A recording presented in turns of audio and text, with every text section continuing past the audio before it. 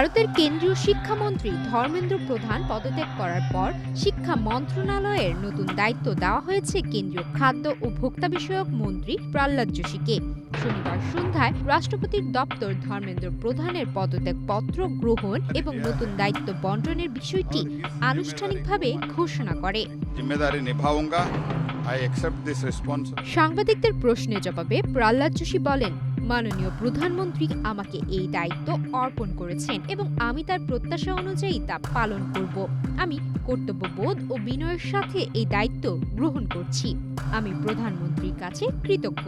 এ সময় তিনি প্রধানমন্ত্রী নরেন্দ্র মোদী সরকারের বিগত 12 বছরে অনেক ঐতিহাসিক সাফল্য অর্জনের কথাও উল্লেখ করেন। নিট প্রশ্নপত্র ফাঁসকে কেন্দ্র করে নয়াদিল্লির যন্তর মন্তরে টানা ৪৯ দিনের আন্দোলনের মুখে ধর্মেন্দ্র প্রধান পদত্যাগ করেন। এভাবেই কোটি কোটি মানুষের ঘরে দেশ জুড়ে ফ্রিজ একটাই, ওয়ালটন। পদত্যাগপত্রে তিনি বলেন, 4 দশকেরও বেশি সময় ধরে শিক্ষার্থী, শিক্ষক ও শিক্ষা সংস্কারের জন্য কাজ করছেন এবং একটি অন্তর্ভুক্তিমূলক ও শক্তিশালী শিক্ষা ব্যবস্থাকে দেশের উন্নয়নের ভিত্তি হিসেবে বিশ্বাস করেন। বর্তমান পরিস্থিতিকে দেশবিরোধী শক্তি যেন নিজেদের স্বার্থে ব্যবহার করতে না পারে, সে কারণেই তিনি দায়িত্ব ছাড়ার সিদ্ধান্ত নিয়েছেন।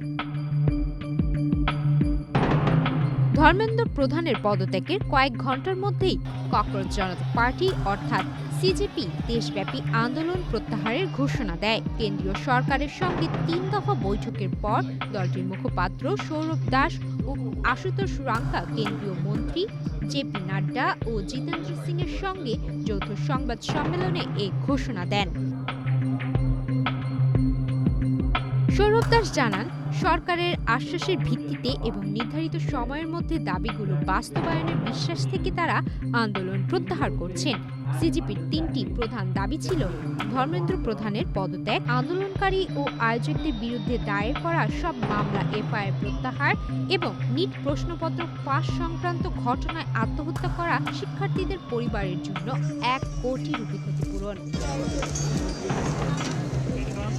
দলটির দাবি, সরকারের সঙ্গে হওয়া সমঝোতা অনুযায়ী কেন্দ্রীয় সরকার ও এনডিও শাসিত রাজ্যগুলোতে আন্দোলনকারীদের বিরুদ্ধে দায়ের করা মামলাগুলো প্রত্যাহার করা হবে এবং ভবিষ্যতে আন্দোলনে অংশগ্রহণকারীদের বিরুদ্ধে কোনো ব্যবস্থা নেওয়া হবে না। পাশাপাশি পরীক্ষা সংস্কার নিয়ে সিজেপির 5 দফা প্রস্তাবও সরকার বিবেচনা করবে। আগামী 4 সপ্তাহের মধ্যে এই বিষয়ে উভয় পক্ষের মধ্যে আবার বৈঠক হওয়ার কথা রয়েছে। এর আগে ধর্মেন্দ্র প্রধানের পদত্যাগের একদিন আগে প্রহ্লাদ যোশী বলেছিলেন, মোদী সরকার শিক্ষার্থীদের স্বার্থ রক্ষায় প্রতিশ্রুতিবদ্ধ।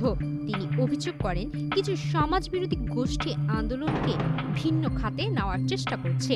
একই সঙ্গে তিনি শিক্ষার্থীদের শান্তিপূর্ণ আন্দোলনের অধিকারের প্রতি সমর্থন জানিয়ে তাদের সতর্ক থাকার আহ্বান জানান।